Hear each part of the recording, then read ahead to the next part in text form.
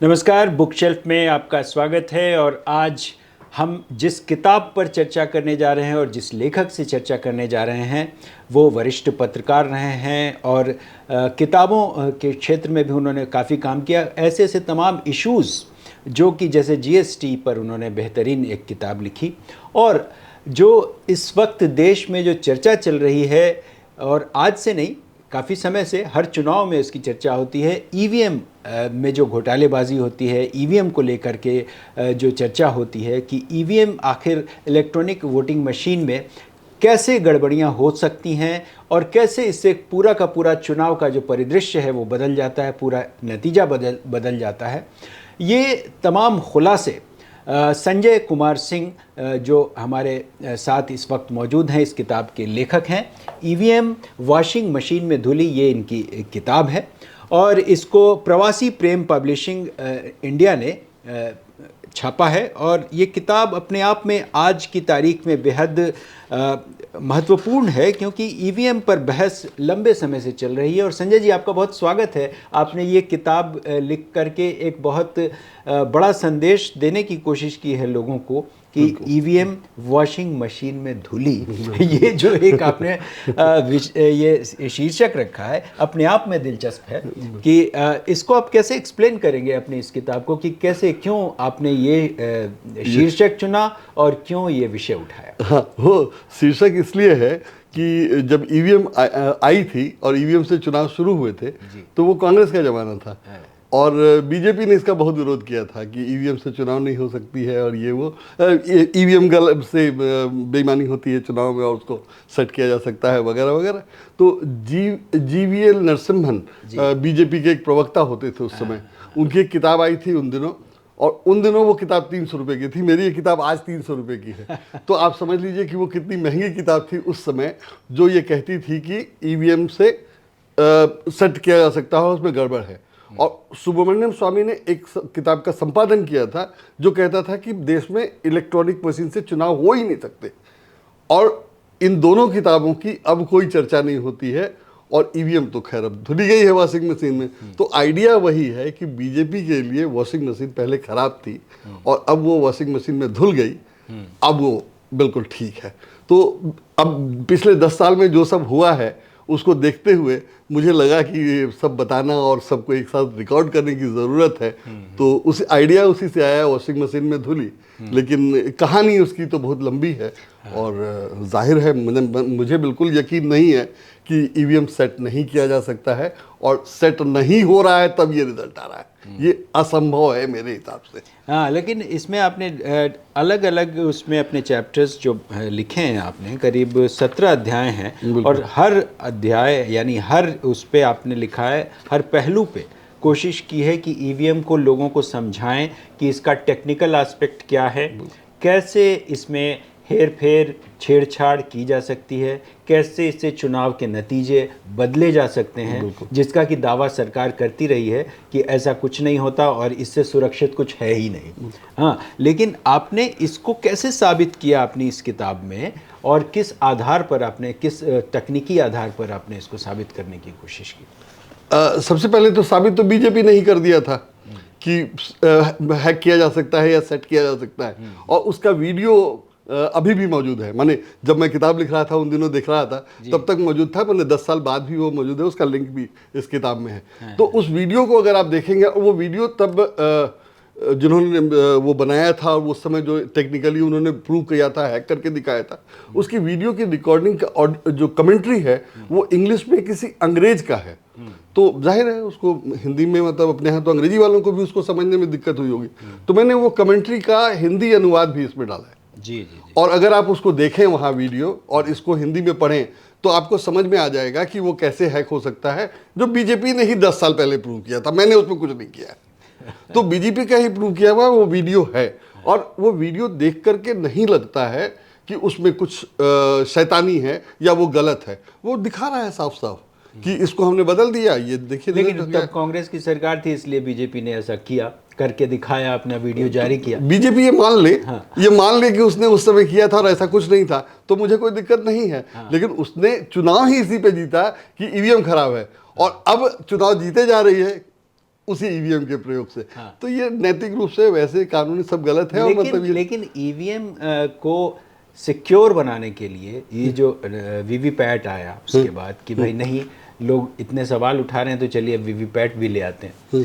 तो आपने वीवीपैट का भी इसमें जिक्र किया है, ये मैंने देखा है इसमें। तो क्या ये दोनों ही जो हैं ईवीएम और वीवीपैट, इन दोनों के बावजूद आज की तारीख में जो चुनाव के नतीजे आते हैं या जो ईवीएम का जो खेल है वो कैसे होता है, आप थोड़ा सा समझाइए। तो उसका भी वीडियो है, दूसरे लोगों ने वीडियो तो है लोगों ने कर, हाँ वो मैं बता देता हूँ। मतलब वीडियो ये है कि आपने वोट दिया, जिसको भी दिया, और आपको उसी की पर्ची मिली, दिखी, और आपने मान लिया कि आपका वोट सही पड़ा।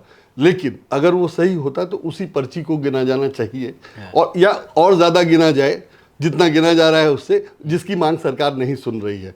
आइडियली उसी पर्ची को गिना जाए तो सबसे अच्छा है। लेकिन अगर वो सब संभव नहीं है, जो सरकार कहती है कि लंबा टाइम लग जाएगा वगैरह वगैरह, तो 6 महीने चुनाव चल सकते हैं, लेकिन गिनती में 5 दिन नहीं दे रही है सरकार।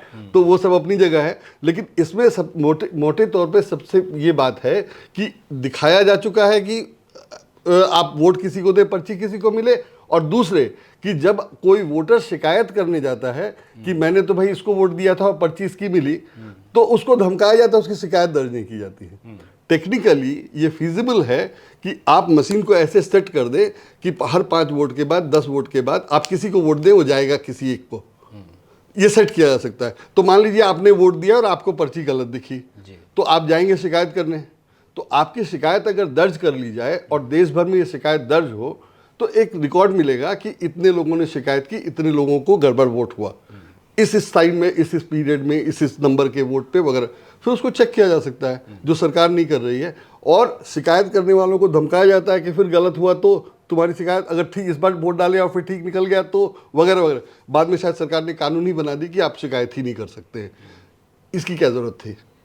अगर मशीन ठीक है और गड़बड़ नहीं करता है और मुझे लग रहा है कि गलत हुआ है, तो आप एक बार शिकायत मेरी लिख लो और उसकी जांच करा लो, मुझे संतुष्ट कर दो कि मुझे भ्रम हुआ था। किसी को भ्रम कैसे हो जाएगा कि मैंने वोट इसको दिया और पर्ची इसकी दिखी? वो जब होगा तभी होगा। तो धमकाया उसको इसलिए जाता है कि टेक्निकली ये फिजिबल है कि जब आप दोबारा करने जाएंगे तो वोट ठीक पड़ेगा, क्योंकि जब वो गलत करना था तो वो कर चुका है। लेकिन देखिए संजय जी, विपक्ष लगातार हर चुनाव के बाद ये सवाल उठाता है ईवीएम को लेकर के, और ये इसको लेकर पूरे देश में बहस चल रही है। और बार बार ये आ रहा है कि भाई अब इसकी मांग आ रही है कि अब बैलेट पेपर से चुनाव कराए जाएं। आपको क्या लगता है इस किताब को लिखते वक्त कि तकनीक का ज़माना है, चीज़ें बहुत बदल गई हैं, फास्ट रिज़ल्ट के चक्कर में ये सारी कवायद शुरू हुई, लेकिन इसमें जो घपलेबाजी के जो तमाम उदाहरण आए उसमें पूरी की पूरी राजनीति बदल गई। और अब जिस तरह से ये जो सरकार है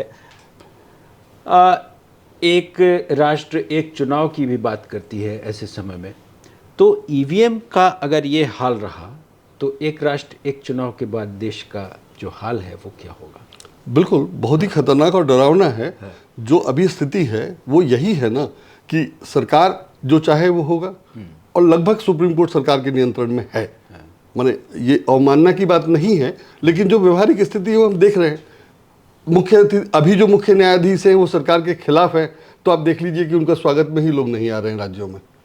बहुत क्लियर है, मतलब इस सरकार को सब करने की क्या ज़रूरत थी?